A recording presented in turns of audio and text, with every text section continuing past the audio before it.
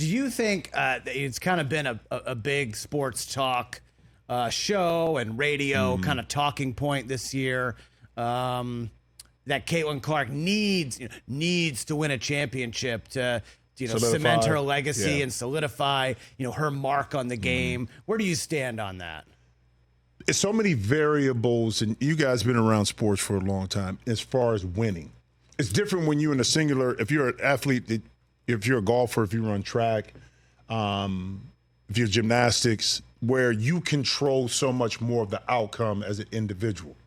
It's so many variables that goes into a team sport in regards to winning and winning big. Everybody else has to be on the same page. The coaching staff has to have the correct game plan. It could be all these little nuances that take away from a great player winning or adding to ultimately winning.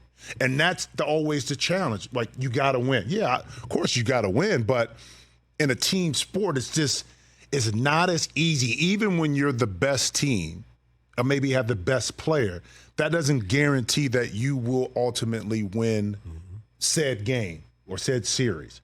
But with any sport, don't we always talk about it? Like, in order for a legacy to be kind of cemented, you need to win. Yeah. Which is kind of, I get it, but it's unfortunate because there's a lot of outstanding athletes who haven't won, but can't be let in that same room. Sure. Yeah. Because they don't have a championship. And when you think of the all-time great women's players, you're talking about Diana Taurasi, like everyone who played for UConn, seemingly they all won championships. Yep. You're talking about Candace Parker, your colleague at Turner. You're talking Tennessee, all those Tennessee teams. You're talking about that. Hey, look, even Kim Mulkey won championships when she was a player back in the day. And so, I kind of think not cement legacy. She's one of the great all-time players. Obviously, broke the all-time scoring record this year, but be nice to have that trophy in the case if you're Caitlin Clark and you're kind of looking at her historically. Also, guys, and I said this a few weeks ago, the bottom line is we didn't make these rules, but unless you have a title, they're never going to put you in that all-time great. Just look at Charles Barkley every single night and on Turner. Exactly. They give him grief about never winning. If you watched football and you ever watched Dan Marino, then that guy was one of the greatest to ever touch a football. Yes. But because of the fact that he never won a Super Bowl, unfortunately, no one ever puts Dan Marino in that GOAT category. But if you were just to look at skill level, there weren't many better than him. No. But you have to have that chip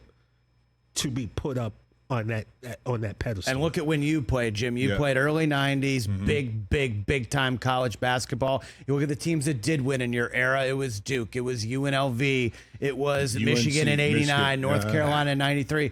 We remember those teams forever. Don't remember who else was in the Final Four that year. Don't remember who they beat. Who lost in the Elite Eight. We know who won the championship. Yeah. So it really does matter. It's one of those dynamics too. When you're a player, just think about it from a player's perspective, that you want to ultimately reach the highest pinnacle of your sport and get there. But the steps to get there it's incredible what it takes to get there because there's so many things that have to go right. Like, my junior year, we were the number 1 seed in the Midwest, and we had to face a Michigan team. Usually they don't like to put teams that have played each other in the same kind of region where they'll meet up until a little bit later. But we beat them twice that year. But that third time, this was a different Michigan team than the freshmen that we played earlier in the year. You go back to that Michigan championship in 89. Illinois beat them twice that year. But in the Final Four, it was Michigan that got over the top. So despite the Illini being the better team through the course of the year, on that particular day, on our game, that particular afternoon or early evening, that team was better. And I didn't get a chance to taste what a Final Four would feel like an ultimate. So that's why I say now, with Caitlin and everything that she's going through and all the expectations. Can you imagine that too, though? You're living with the expectation every game you have to perform. I'm not saying like the 41 points, but every game like that. Oh, yeah. She does. You're selling out football, at the practices or whatever, and everybody's coming out and there's sellouts everywhere. Heck, Gus Johnson, for us, my partner at Fox, did like 3 or 4 Caitlin games. Yep. Yeah, this year was. He said, Jimmy, it was bananas. The feel was just different, you know? And imagine playing with that pressure each and every night that you go out there. Yeah, and I think Caitlin Clark knows it. She talked about it last night about what it would mean to win a championship after coming up short last year. Yes, we want to win the national title. That's probably what 100 other Division I basketball teams said when they started their season. And there's only one team of 360 that get to end their season happy. And to me, that's what makes this sport so fun. You know, a lot of people end disappointed. And, you know, being so close last year, I think that's what just drives you. But I know our group has given everything we got. And, you know, at the end of the day, you win, you lose. I feel like our group has given so much to this game and to this program that you can always hold your head high. But I think at the same time, that's the reason we have been able to play such good basketball is we don't want this to end, and we want to keep coming back and working hard with each other and fighting for one more week and, you know, extend it as long as you possibly can, I guess. And I love it. I love hearing that. I love it.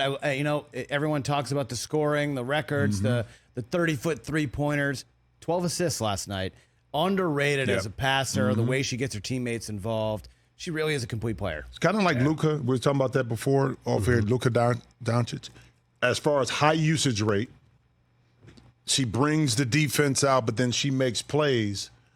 And her ability, because she's not the quickest, not the fastest, probably not the most athletic, but her ability to beat her defender with that first step, shoulder, catch it on the move. I'm coming down in transition. Those little nuances of the game, if you really watch how she plays, how she gets open, how she utilizes picks, how patient she is off the ball in order to get open. You always, a lot of times people see as the long shots, but how did she get to that long shot? How did she set up her opponent to get open? How did she get by? All those little nuances. And what I loved about that interview was is that the question was directed at her, but what she kept saying was we as a team, it's never been about, well, I need to get this for my legacy. I need to be in a position, or I need to do more. It was always, well, we put ourselves in this position. We need to do that. In itself tells you a lot about her mindset on where she's always been as an individual player and why she's ultimately going to be very successful, you know, by the team aspect of it. Because it's easy to get caught up in today's world, and I didn't grow up in the social media part of it, but I'm in it now, with everything being pointed at you, social media-wise. Catch the Rich Eisen Show every single day on the Roku channel, 12 to 3 Eastern, for free.